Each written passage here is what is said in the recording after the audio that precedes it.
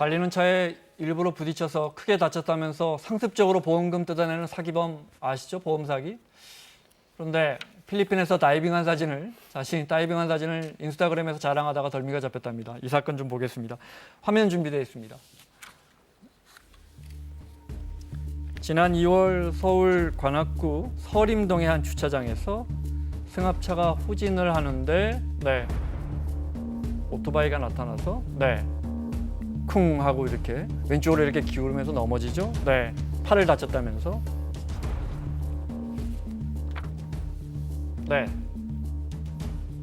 누가 봐도 근데 운전기사는 잘 모를 거예요. 운전자는. 그렇죠. 앞에 운전하는 사람 뒤에 좀 후진을 하고 있잖아요. 내가 잘못했나? 그렇죠. 그렇게 생각할 수밖에 없죠. 그리고 누가 봐도 저 달려온 오토바이에서는 충분히 피할 수 있는 상황이었어요. 이쪽에 길이 많은데 왜 그렇죠. 그리고 멈출 수 있잖아요. 차가 지금 뒤로 후진을 하고 있기 때문에. 그런 상황에서 옆에서 지금 후진하는 차는 뒤를 보고 있기 때문에 왼쪽에서 오는 차량을 보기가 어려워요. 그렇다면 저렇게 천천히 후진하고 있는 상황에서는 피해야 되는데 피하지 않고 일부러 와서 부딪힌 장면이 명확하고 저걸 일명 손목치기라고 그래요.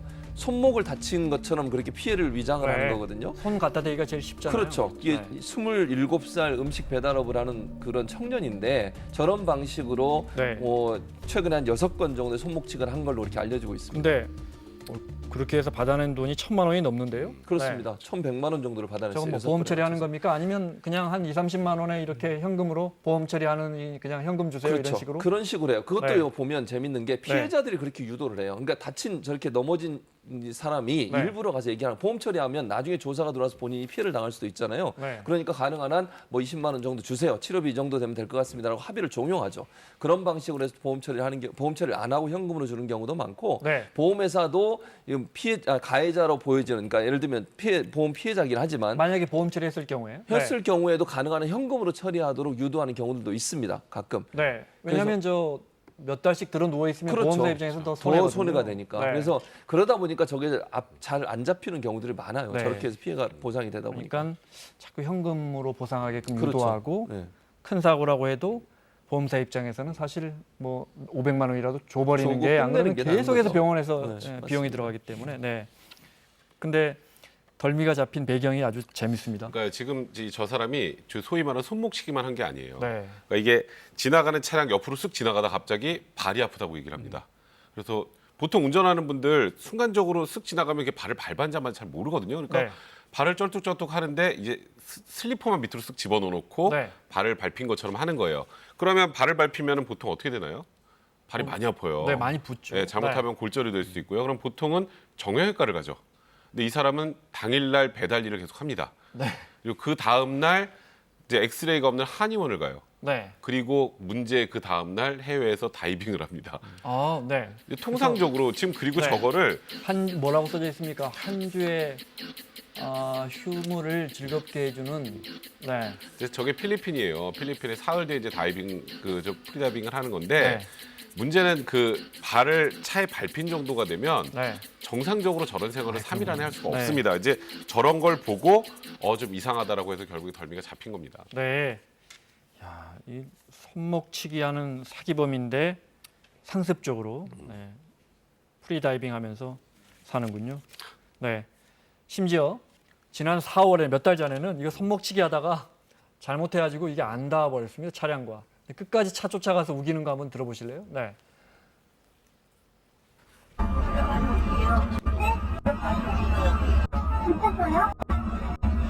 네, 죄송합니다. 몰랐습니다.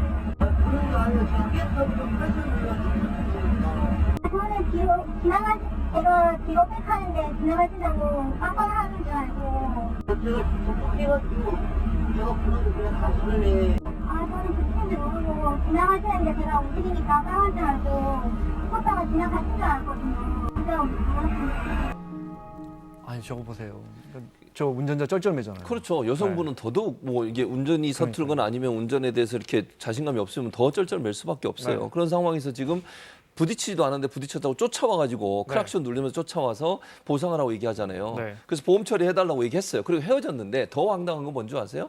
그리고 나서 보험 처리 좀 늦어졌나 봐요. 그랬더니 경찰서에 가서 저 여성분이 뺑소니를 했다고 허위 신고까지 합니다. 뺑소니 한 것도 아니잖아요, 지금. 법을 좀 아는 거예요. 그러니까 이게 이거예요. 지금 저 사람이 계속 한 대여섯 번 이런 행동을 하는데 안 걸리거든요. 네. 자신감이 생긴 겁니다. 대부분 원래 생각. 대부분 현장에서 해결하려고 하는데 이번에는 아까 말씀하셨던 것처럼 실패를 했거든요. 안 닿았어요. 근데 지금 조금 전에 저렇게 막 굉장히 당황하셨던 여성분이 진짜 이상하다. 나는 진짜 부딪힌 적 없다. 그러니까 경찰 좀 이상한 거예요. 네. 그래가지고 CCTV를 돌려보니까 진짜 안 닿습니다.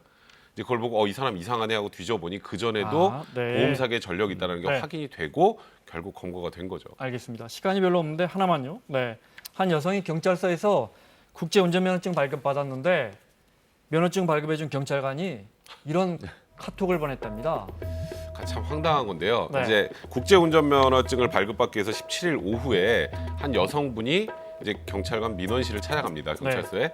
거기서 이제 그 면허증을 다 발급받고 나서 집에 왔는데 갑자기 뜬금없이 문자가 온 거예요. 안녕하세요. 죄송한데 누구시죠? 당연한 반응이죠. 네. 그랬더니 저는 아까 국제운전면허증 발급해준 사람이에요. 네.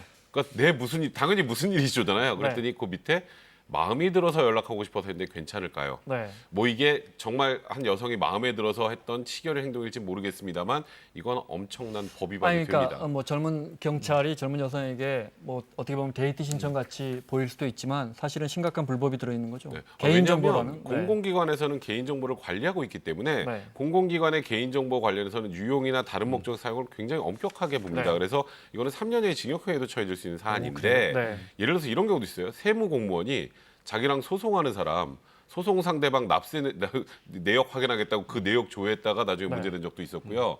생각보다 이게 공공기관에서 개인정보 네. 보호에 굉장히 허술한 경우가 많거든요.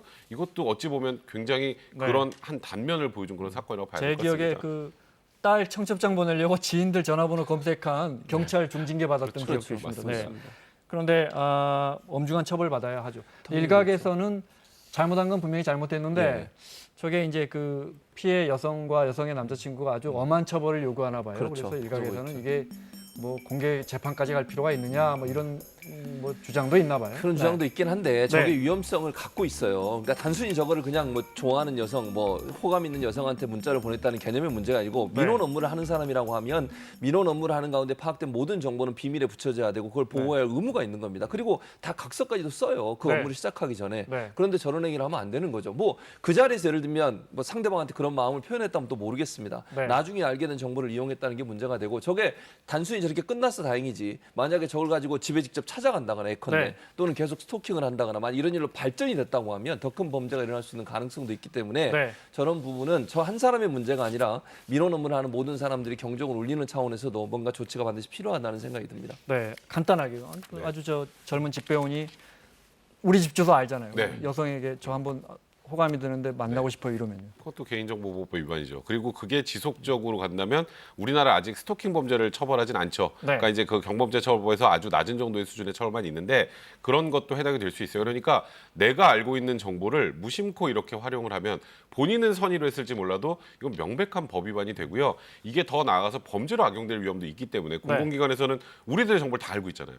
그 정보가 불법적으로 사용되면 굉장히 여러 가지 문제가 발생할 수 있기 때문에 네. 치기 어린 행동일지 모르겠습니다. 이번에는 정말 따끔하게 혼나고 네. 처벌받고 징계도 받을 필요가 있다고 알겠습니다. 생각됩니다. 마무리하겠습니다. 최진봉 교수, 백성문 변호사 수고하셨고요. 자, 태풍 다나스 올라옵니다. 단단히 대비하시고요. 제가 휴가라서 다음 주는 보도국 이소정 기자가 진행하겠습니다. 고맙습니다.